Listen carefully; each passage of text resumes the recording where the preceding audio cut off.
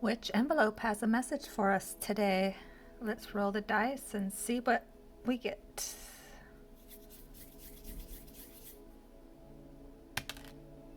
Three.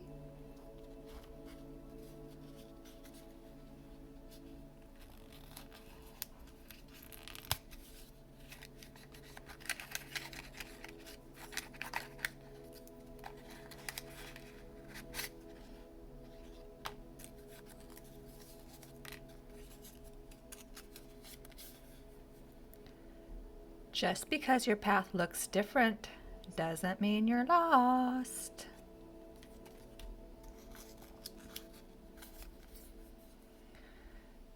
Don't let them tell you it can't be done. You will get there, but right now you are here. And here is wonderful as you want to make it.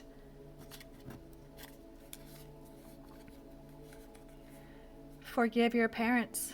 They were learning too. And the last one today. Your energy will always overcome your appearance.